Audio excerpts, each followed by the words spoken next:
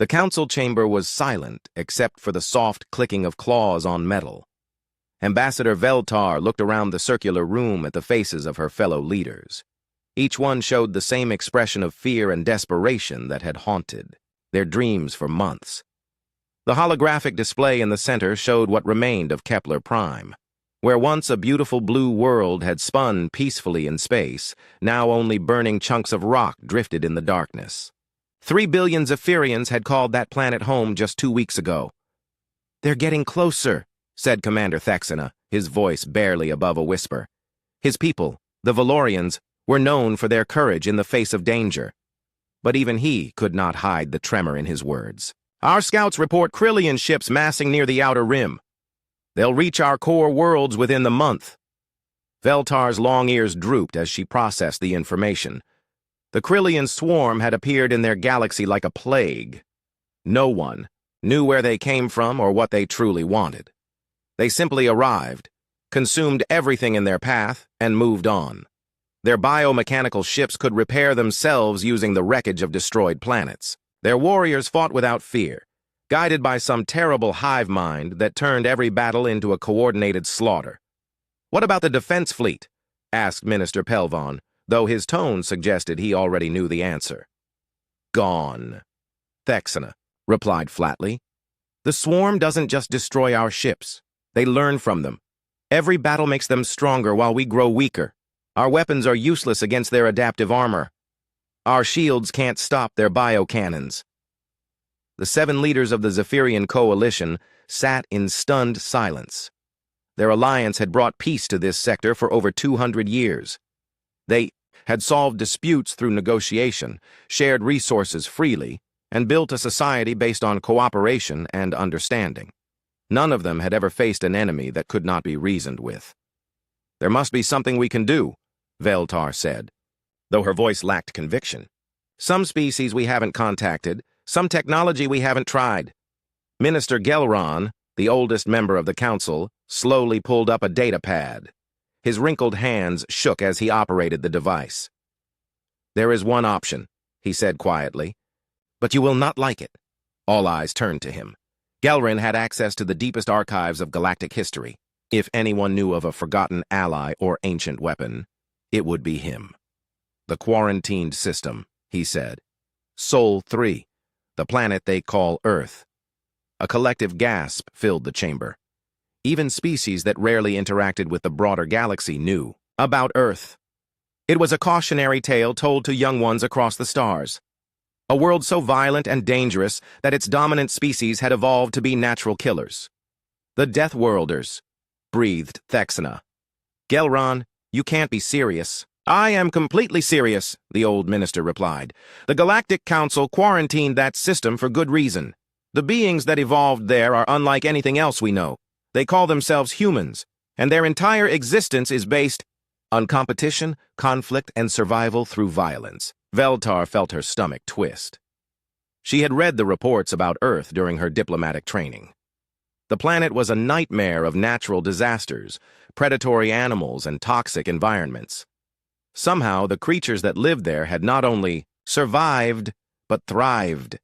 They had turned their violent nature into a tool for conquering their own world.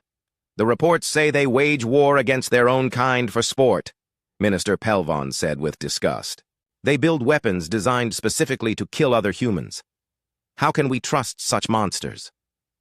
"Because monsters are exactly what we need," Gelron replied. "The Krillian swarm understands only strength and violence. Our peaceful nature makes us easy prey, but humans?" He paused, his ancient eyes reflecting a grim understanding. "Humans are apex predators. Every fiber of their being has been shaped by millions of years of surviving on a world that actively tries to kill them." The debate that followed lasted for hours. Some argued that contacting Earth would be like inviting one plague to fight another. Others insisted that any help was better than extinction. The discussion grew heated, with voices raised and accusations thrown across the chamber. Finally, Veltar called for silence. As the primary ambassador of the coalition, the final decision rested with her. She looked around the room at the faces of beings who represented billions of innocent lives, children who had never known war, Artists and scientists and philosophers who had spent their lives building instead of destroying. If we contact these humans, she said slowly, what exactly would we be asking them to do? Gelrin pulled up another file on his datapad. According to the restricted archives, humans excel at something they call warfare. It's a systematic approach to destroying enemies using organized violence. They have developed thousands of different methods for killing, from individual combat to the complete destruction of entire planets. And they would do this for us? Thexana asked. What would they want in return? That, Gelran admitted, is unknown. The few diplomatic contacts with Earth ended badly. Human negotiators think differently than we do. They see the universe as a competition to be won rather than a community to be joined. Veltar closed her eyes and tried to imagine what her people would become if they survived this crisis. Would they still be the same peaceful beings who had built this coalition through trust and cooperation? Or would contact with these Deathworlders change them into something else entirely? The voting was close. 4 species voted to contact Earth. 3 voted against. Veltar's people held the deciding voice. We send the message, she said finally. May our ancestors forgive us. The transmission was sent through the Deep Space Communication Network.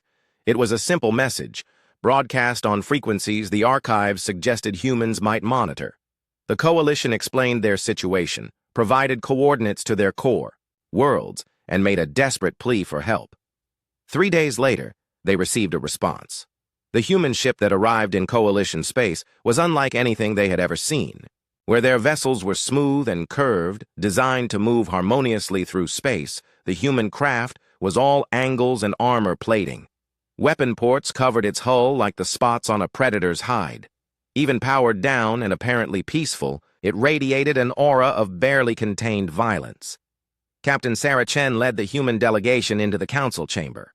She was smaller than most coalition species, but she moved with a fluid grace that reminded Veltar uncomfortably of the hunting videos she had watched in her xenobiology classes. The human's eyes swept the room with the same calculating gaze that a hawk might use to study a field of prey.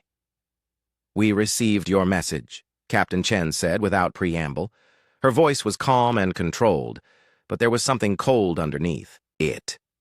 You're being hunted by an aggressive species called the Krillian Swarm. You want our help. Yes, Veltar replied, trying to keep her voice steady. Our defenses have failed. Our people are dying. We need protection. Captain Chen tilted her head slightly, a gesture that looked almost alien despite her humanoid appearance. Protection, she repeated, as if tasting the word. What exactly do you think that means? We want you to help us defend our worlds, Thexana interjected. To stand with us against the swarm until they move on to easier targets. Something flickered across the human's face. It might have been amusement, but Veltar wasn't sure. Human expressions were difficult to read. Commander, Captain Chen said to one of her subordinates, show them the tactical display. A holographic map appeared in the center of the room, showing the current positions of Krillian forces and their projected movement patterns. The humans had clearly been studying the situation long before their arrival. The swarm has overextended itself, Captain Chen explained, pointing to various clusters of enemy ships. Their supply lines are stretched thin, and their advanced forces are operating without proper support. They're vulnerable. Vulnerable? Veltar asked hopefully. Then you can help us drive them away? Captain Chen looked directly at her, and, for a moment, Veltar felt like she was staring into the eyes of something that belonged in her darkest nightmares. Drive them away? The human asked quietly. Ambassador, I think there's been a misunderstanding. We don't drive predators away. We eliminate them. The temperature in the room seemed to drop several degrees. What do you want in return for your help? Veltar asked, though she was no longer sure she wanted to hear the answer. Captain Chen's smile was sharp as a blade. Show us where they are. The Krillian scout ships move through the asteroid field like sharks through dark water. Their biomechanical hulls pulsed with a sickly green light as internal organs pumped strange fluids through living conduits. Commander Zakth felt the familiar hunger radiating from his vessel's neural core. The ship wanted to feed, and soon it would have its chance. 3 unknown vessels detected, his sensor operator reported. The voice came through the ship's nervous system rather than mechanical speakers, creating an intimate whisper that only crew members with neural implants could hear. Configuration unknown. Energy signatures suggest primitive technology. Zakth allowed himself a moment of satisfaction. The coalition species had finally found some allies willing to fight. It didn't matter. The swarm had crushed dozens of species across multiple galaxies. These newcomers would provide a brief distraction before joining the endless feast. "Deploy hunting formation," he commanded.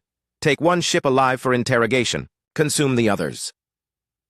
The 3 Krillian vessels spread out through the asteroid field, their living sensors reaching out like invisible tentacles to taste the electromagnetic signatures of their prey. The unknown ships appeared to be waiting near a large asteroid cluster, apparently using the rocks for cover.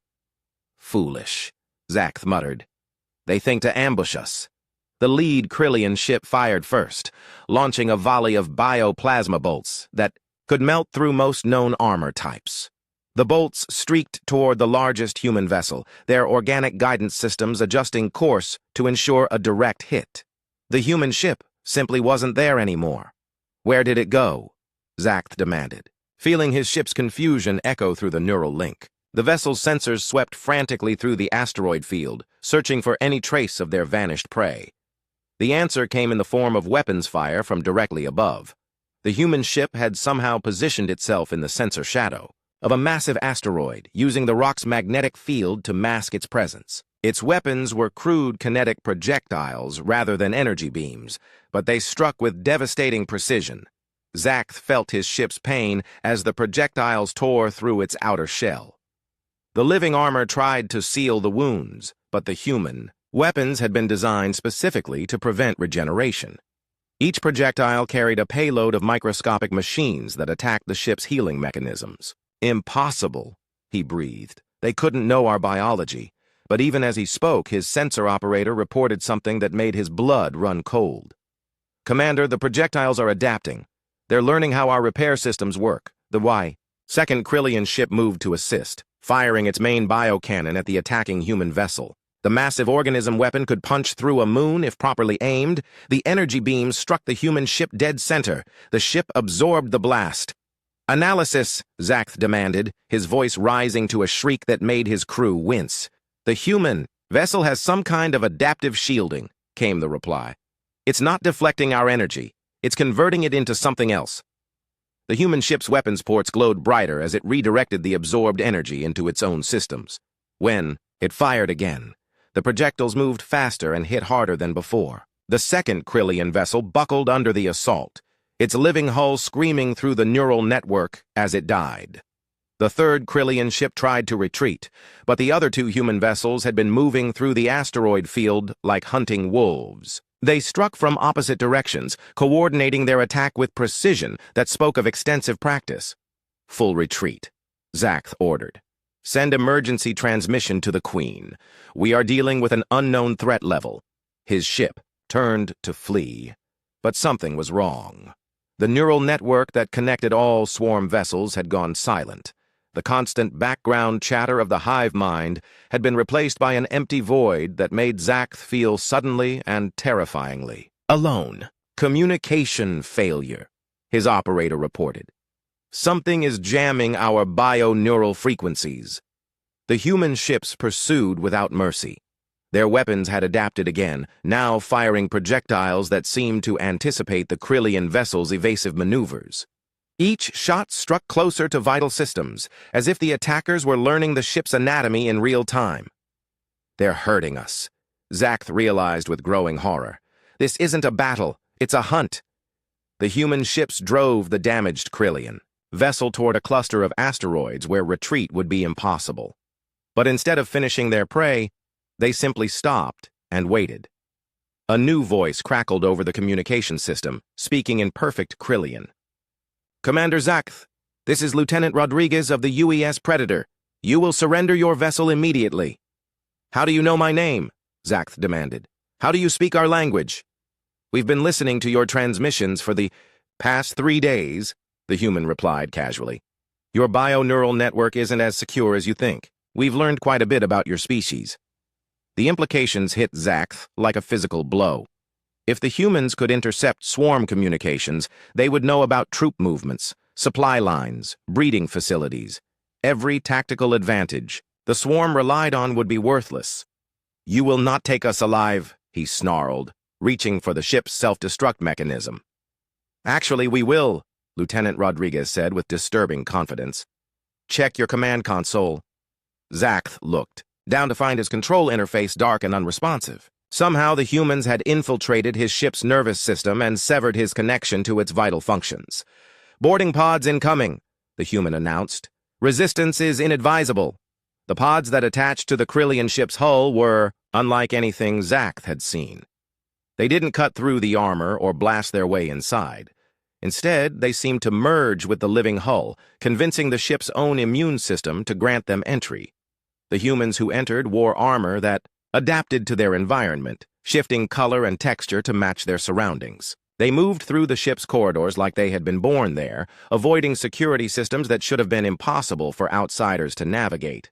When they reached the bridge, their leader removed her helmet to reveal features that looked deceptively similar to many Coalition species, but her eyes held a cold intelligence that made Zakth's skin crawl. "Commander," she said politely, "I'm Dr. Elena Vasquez, xenobiologist. I have some questions about your species' reproductive cycle." "I will tell you nothing," Zakth spat. Dr. Vasquez smiled, and the expression was somehow more terrifying than any threat could have been. "Oh, you don't need to tell us anything. Your ship's biological components are very talkative." She gestured to one of her subordinates, who was running some kind of scanning device over the ship's neural core. "Fascinating," the human continued. "Your vessels are essentially giant organisms. They store genetic information, tactical data, even memories. It's like having access to a living library." "You cannot understand our technology," Zakth said desperately. "It is beyond your primitive comprehension." "Is it?" Dr. Vasquez pulled out a small device that pulsed with the same green light as Krillian biotechnology. "We've been reverse engineering your system since the first contact. Turns out, once you understand the basic principles, it's not that complicated." She activated the device, and Zakth felt his ship respond to it as if it were a legitimate command interface. The human had somehow created a functional piece of swarm technology in less than 3 days. "Impossible," he whispered. "Not impossible," Dr. Vasquez corrected. "Just new to you. Humans have been adapting alien technology for warfare longer than your species has existed. It's what we do." Meanwhile, the other human ships had finished their own tasks. They had dissected the destroyed Krillian vessels with surgical precision, cataloging every component and biological system. By the time they were done, they understood more about swarm technology than most Krillian commanders. Queen Ixthara received the emergency transmission from the border worlds with growing unease. The reports made no sense. A single Krillian patrol had been destroyed by 3 primitive vessels, but not before the enemy had somehow infiltrated their communication networks and captured one ship intact. "Show me the tactical analysis," she commanded. The bioscreen in her chamber displayed the engagement from multiple angles. What she saw defied everything she knew about warfare. The human ships moved like living predators, coordinating their attacks with a level of precision that suggested extensive experience hunting together. "They're not fighting like civilized beings," observed her primary tactical advisor. "There's no honor in their methods, no respect for the fallen. They treat war like a scientific experiment." Queen Ixthara studied the footage more carefully. The humans hadn't just defeated the Krillian patrol, they had dissected it. Every action seemed calculated to gather maximum information while causing maximum psychological damage. "Send word to all fleet commanders," she ordered. "These humans are not like the Coalition species. They don't fight to defend their territory. They fight to destroy their enemies completely." Her advisor tilted his head in confusion. "Your Majesty, what's the difference?" Queen Ixthara felt a chill run through her biomechanical implants. In all her years of conquest, she had never encountered a species that approached warfare with such methodical ruthlessness. The Coalition fought to protect what they loved. The Hum Colonel Marcus Webb stood on the observation deck of the forward command station, watching the sunrise paint the sky of Zephyr 4 in shades of gold and crimson. It should have been a beautiful sight.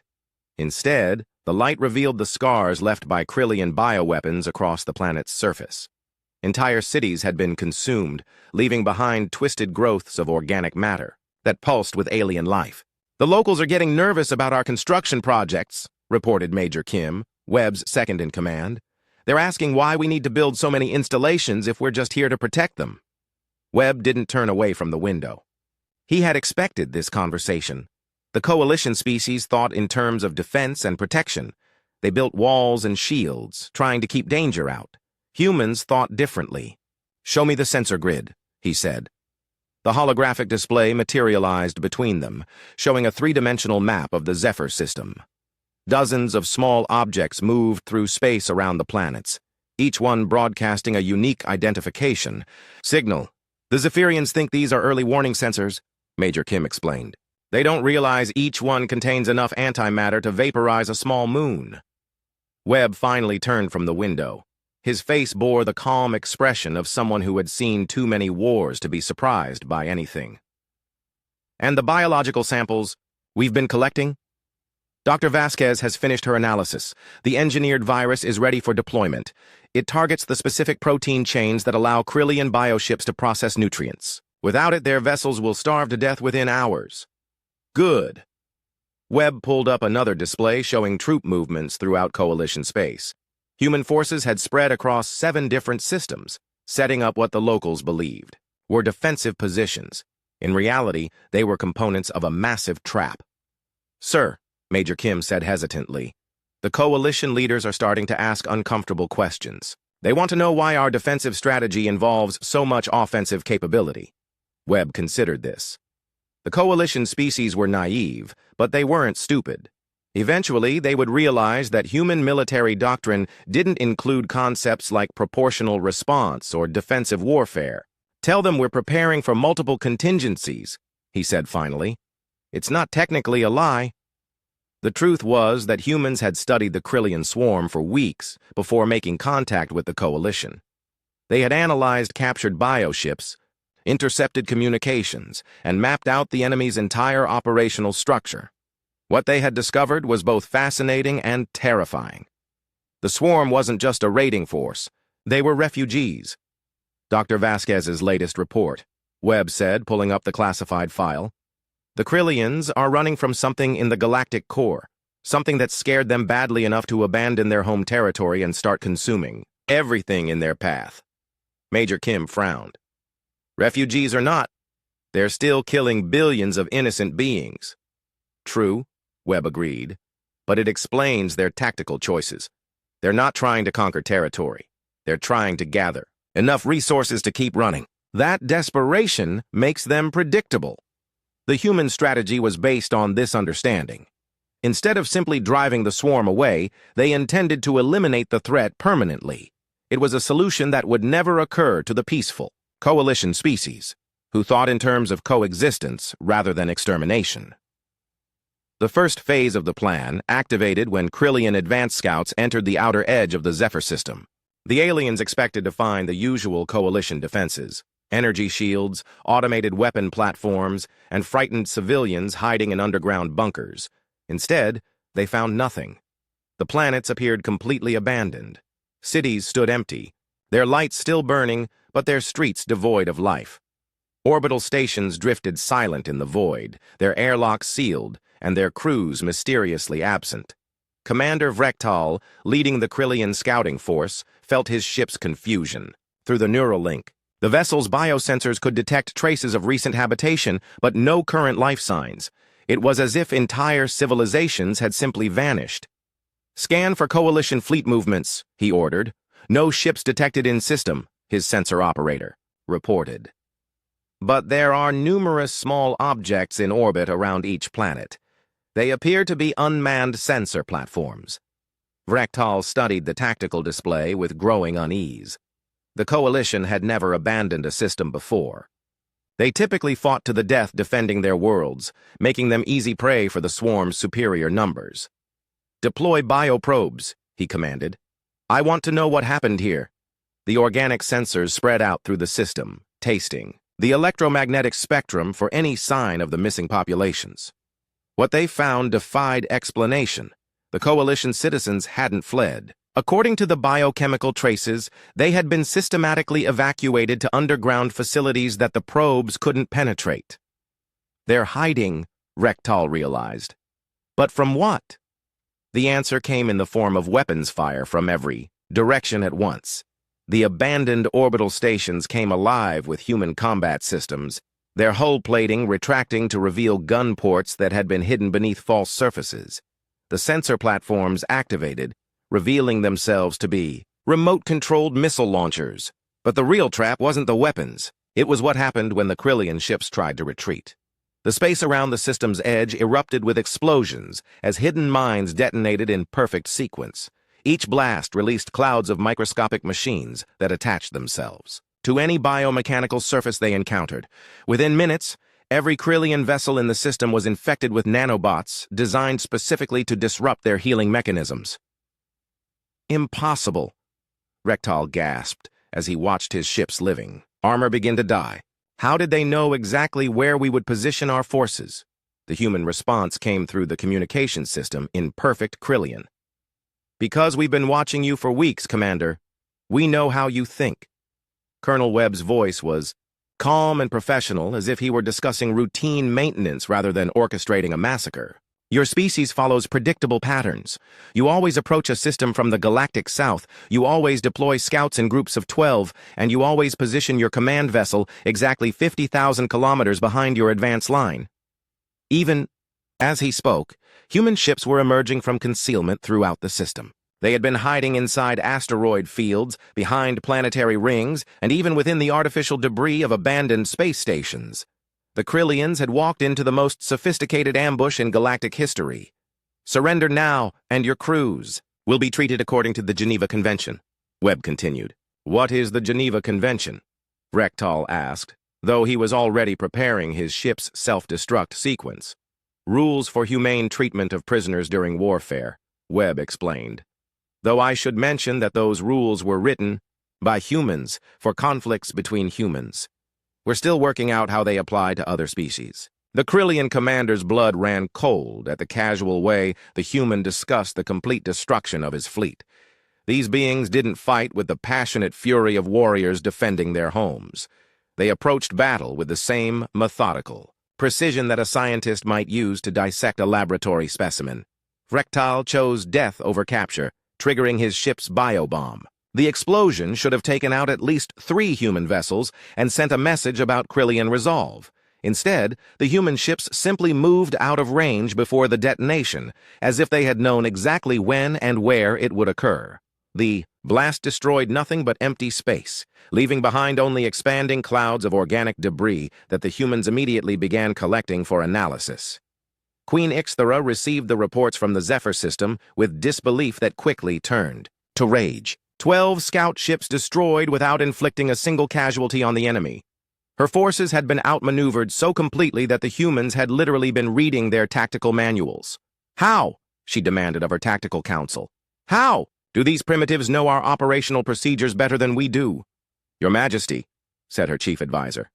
We believe they've been studying us since before first contact. Every engagement, every captured vessel, every intercepted communication has been analyzed and cataloged. They're building a complete picture of our capabilities. Then we adapt, the Queen snarled. Change our approach patterns, modify our ship configurations, make ourselves unpredictable. It may be too late for that, the advisor said quietly. The humans aren't just studying our tactics. They're studying our biology. They know how our ships heal, how our crews think, even how our command structure operates. They're fighting a war on levels we didn't know existed. Queen Ixthara felt a chill of premonition. In all her years of conquest, she had never faced an enemy that treated warfare as a science rather than an art. The humans didn't just want to defeat the swarm. They wanted to understand it completely. What do our intelligence sources tell us about human military history? She asked. The advisor activated a holographic display showing the 3rd planet of the Sol system. Their homeworld is what the galaxy classifies as a death world. Why? The observation deck of the UES Nemesis offered a perfect view of the Nexus worlds, the last stronghold of the Krillian swarm. Ambassador Kethrall of the Coalition pressed her face against the transparent aluminum, trying to understand what she was seeing. 3 massive bioplanets hung in space like diseased organs. their surfaces writhing with structures that seemed to grow and shift as she watched. Countless Krillian vessels moved between them in patterns that hurt her eyes to follow. This was the heart of the swarm, the place where their most vital breeding and command facilities had been relocated during their long retreat. "Impressive, isn't it?" said Captain Chen, joining the ambassador at the window. "They've managed to concentrate almost their entire remaining population in one system. Very efficient." Kethral felt her stomach twist at the casual tone. Over the past months, she had watched human forces pursue the fleeing swarm across half the galaxy. What she had witnessed still gave her nightmares. The humans didn't just destroy Krillian outposts. They studied them first, taking apart every system and cataloging every biological function before moving on to the next target. It was warfare as scientific research, conducted with the detached precision of a laboratory experiment. "How many are down there?" she asked. "Current estimates put the population at roughly 40 billion, Captain Chen replied without consulting any displays, including queens, drones, warriors, and support castes. Essentially every Krillian still alive in this galaxy. And you're going to kill them all?" It wasn't a question. Kethral had learned to recognize the look in human eyes when they had decided something needed to die. There was no hatred in it, no anger or passion, just a cold certainty that made her species' instincts scream warnings about predators.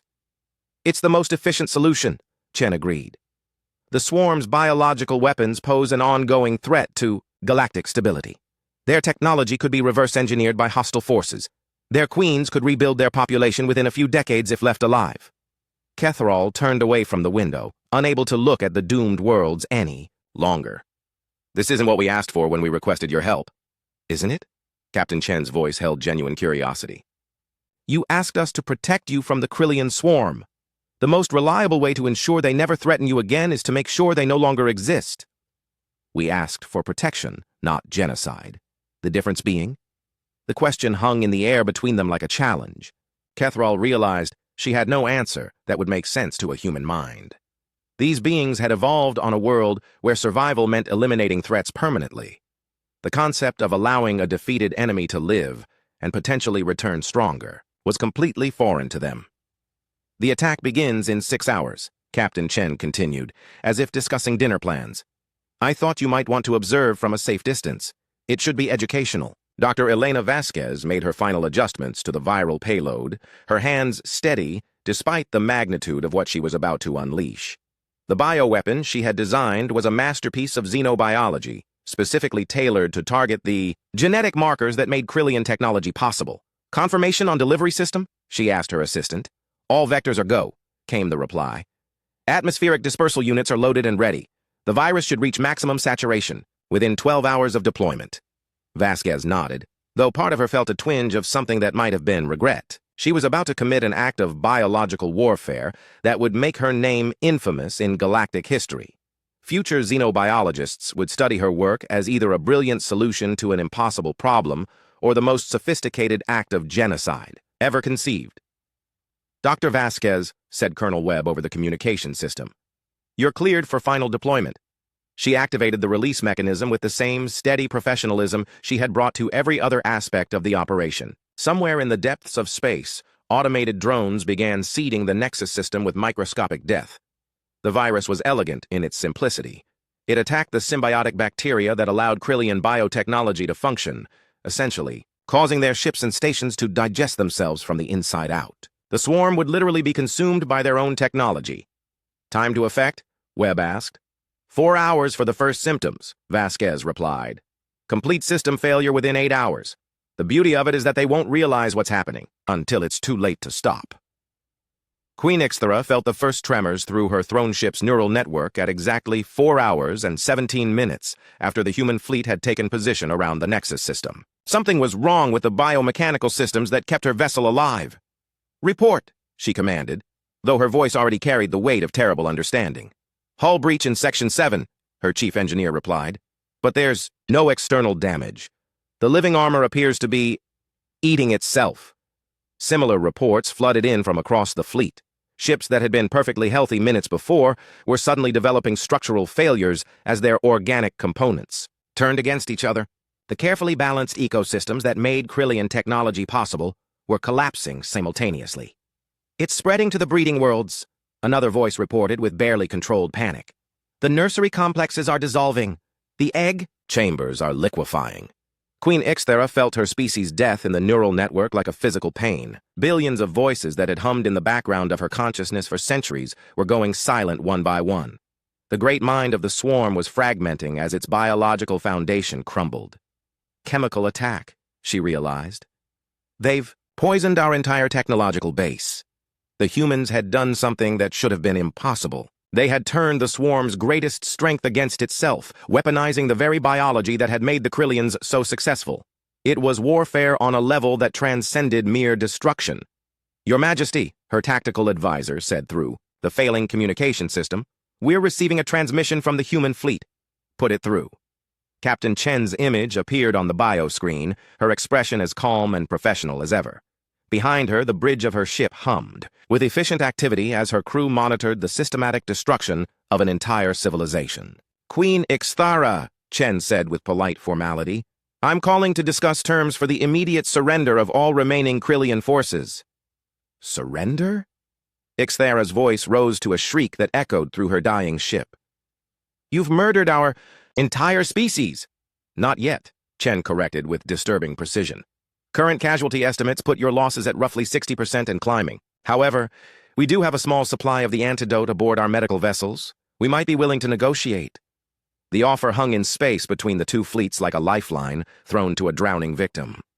Queen Ixthara felt the last fragments of her pride crumble as she realized she was about to beg for mercy from creatures she had dismissed as primitive only hours before. What do you want? She asked.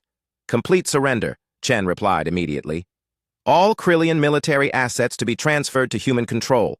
All surviving queens to submit to neural interface monitoring. All breeding programs to be suspended indefinitely. You're asking us to become your slaves. I'm offering you the chance to continue existing, Chen corrected. The alternative is extinction within the next 4 hours. Queen Ixthara looked around her bridge at the faces of her dying crew. These beings had followed her across the galaxy, trusting in her leadership to find them a new home. Instead, she had led them into the jaws of the most efficient predators the universe had ever produced.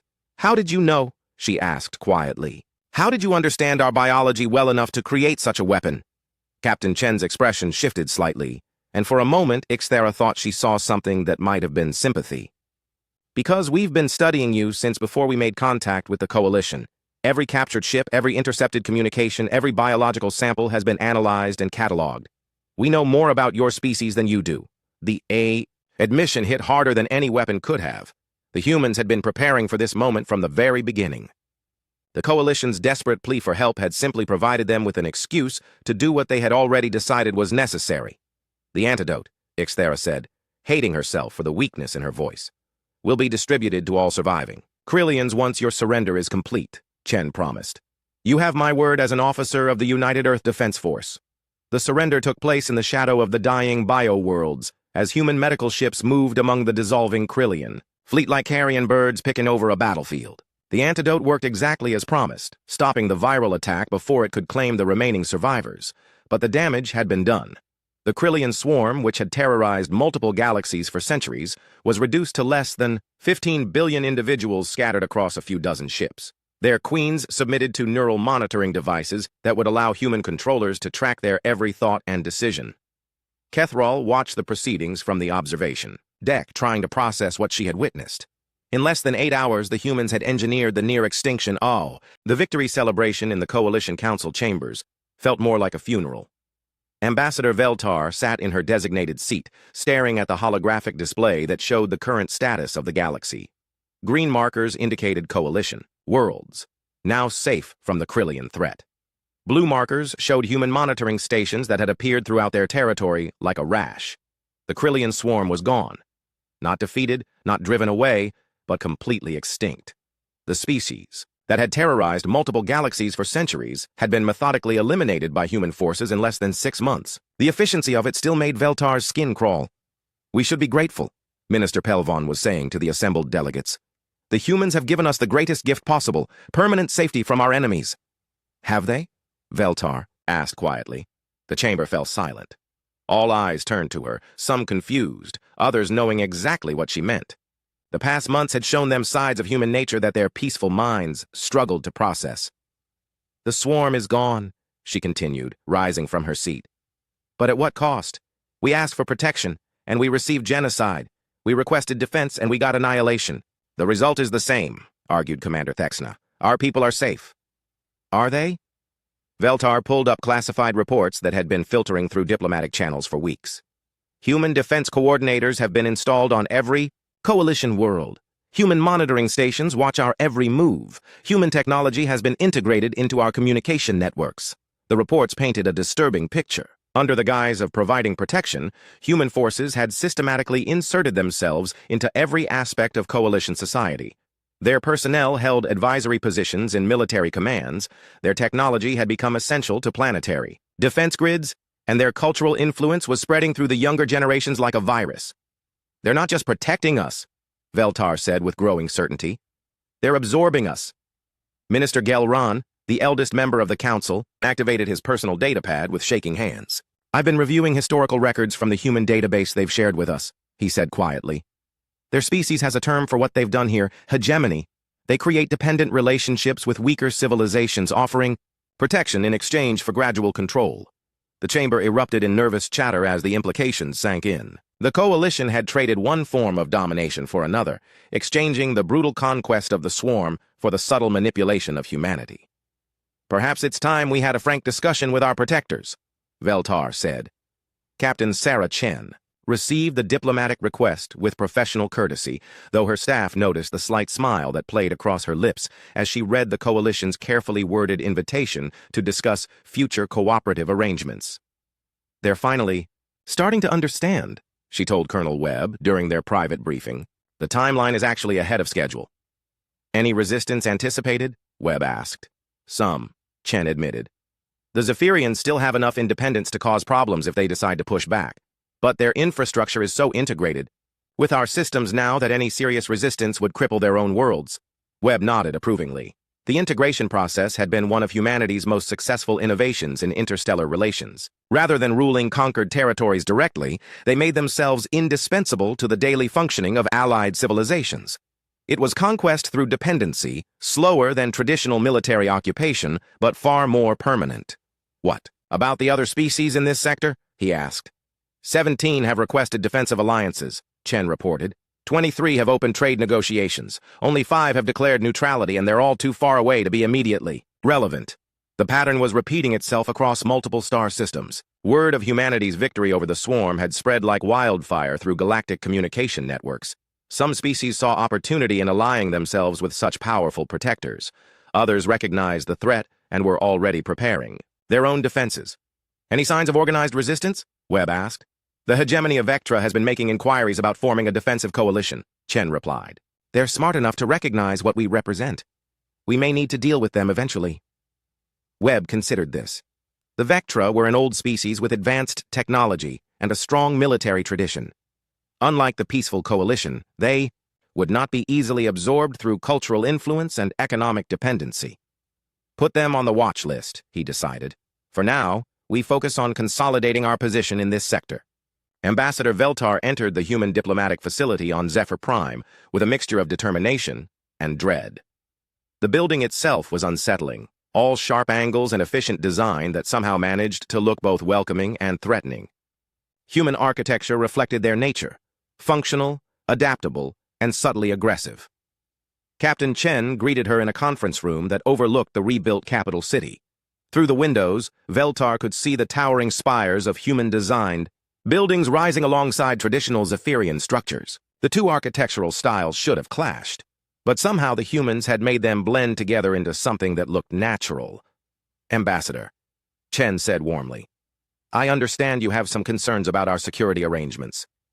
Veltar had prepared a careful speech about sovereignty and mutual respect, but the words died in her throat when she met the human's eyes. There was no hostility there, no arrogance or contempt, just a calm confidence that was somehow more terrifying than any threat could have been. We appreciate everything humanity has done for us, she began carefully, but we're beginning to question whether our current arrangement is sustainable. Ah, Chen said, settling back in her chair. You're concerned about independence. Yes, I understand. It's natural for a species to want self-determination. The question is whether you can afford it. Chen activated a holographic display showing the current strategic situation in the local cluster. Coalition worlds glowed green at the center, surrounded by a complex web of trade routes, communication networks, and defensive installations. This is your civilization as it exists today, Chen explained. Integrated, protected, and prosperous. Your trade volume has increased by 300% since the end of the war. Your technological capabilities have advanced by decades. Your people enjoy security that most species can only dream of. At the cost of our freedom, Veltar said. Freedom to do what? Chen asked genuinely.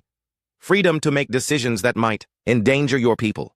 Freedom to ignore threats until they become existential crises. Freedom to repeat the same mistakes that brought the swarm to your doorstep in the first place. The questions hit harder than accusations would have. Veltar realized that Chen wasn't being cruel or manipulative. She was simply stating facts with the same clinical precision that humans applied to everything else. We want to govern ourselves, Veltar said weakly. And you do, Chen replied. Your councils make domestic policy. Your leaders choose their own successors. Your people pursue their own careers and relationships. The only areas where human oversight applies are defense, foreign policy, and strategic resource allocation, the areas that matter most. The areas where mistakes have the highest cost, Chen corrected. Ambassador, let me show you something. The display shifted to show a detailed analysis of coalition decision-making patterns over the past century. Every choice, every policy, every diplomatic initiative was laid out with mathematical precision. The pattern that emerged was deeply uncomfortable. Your species excels at cooperation and innovation, Chen explained.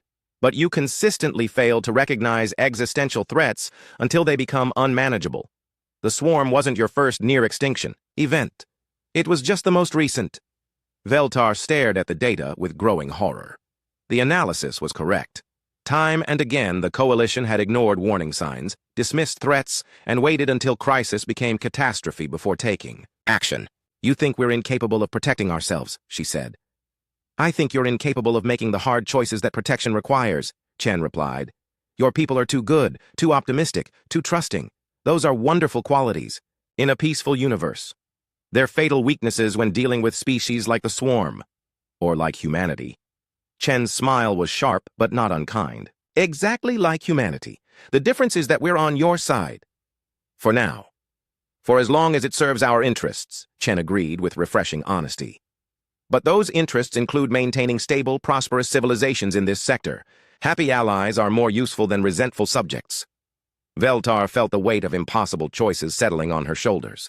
The humans were offering a devil's bargain. Security in exchange for sovereignty, prosperity in exchange for independence. The alternative was a galaxy full of threats that her people had proven incapable of handling alone. What happens if we refuse? She asked.